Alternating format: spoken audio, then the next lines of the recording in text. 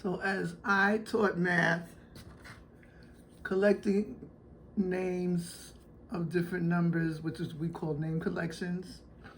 When I was teaching third grade, we used a math program called Everyday Math. I love the name collections, which is a simple way of teaching children to come up with different ways to name a number. So one of the ones that's easy for children to remember is 12, because a foot is 12 inches, eggs come in 12s, a dozen eggs. We want them to begin to come up with different names for their numbers. So this is a piece of paper. There's usually pages like this in the book, but we would use our whiteboard or a chalkboard, and the name on the tag, the number on the tag, I'm going to use is 10. And I'm going to ask the kids to come up with different ways to say 10. I like to give them a chance to think. I don't give them examples. I'm in the third grade. You should know things like this, but this can be done with children as young as 3 and 4, as long as they know how to count and identify the different numerals that they see. So someone eventually is going to say 5 plus 5 is a way to name 10. 10 plus 0. 9 plus 1.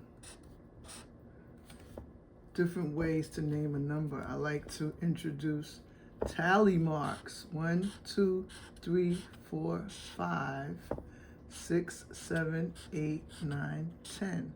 That's another way to name the number 10. I like to introduce them to turnaround facts, because it doesn't matter which way you add the number, it's still going to come up the same. So the turnaround facts for 10 plus 0 is 0 plus 10. And as children are thinking, if in your classroom, if you're homeschooling your kids, it doesn't matter how old they are.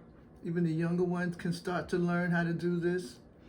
Most of the time, children are going to use their fingers right away. What is the turnaround facts for 9 and 1 more? It's going to be 1 and 9 more. And just have them come up with different ways to say 10, right?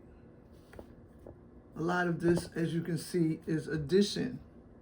But we can also put some subtraction in there. Somebody might come up with 11, take away 1 is 10. I love that. Or 5 times 2 is 10. So when we do name collections, I remember starting on the very first day of school and continuing with this until the last day of school, even if it was, 178 days in the school year. Only days we counted were the days that we were actually in the building.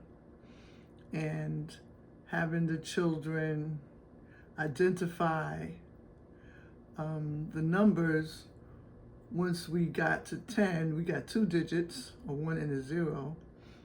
And we want them to begin to create thinking on your feet,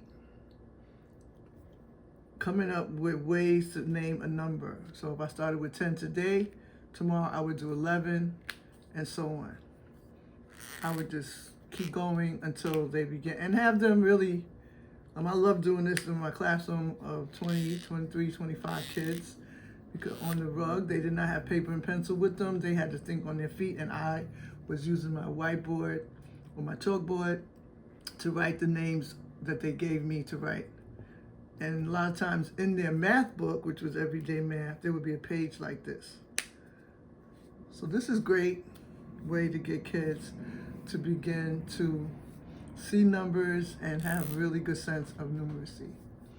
Because I taught before, and I know some things that I want to teach you. See you next time.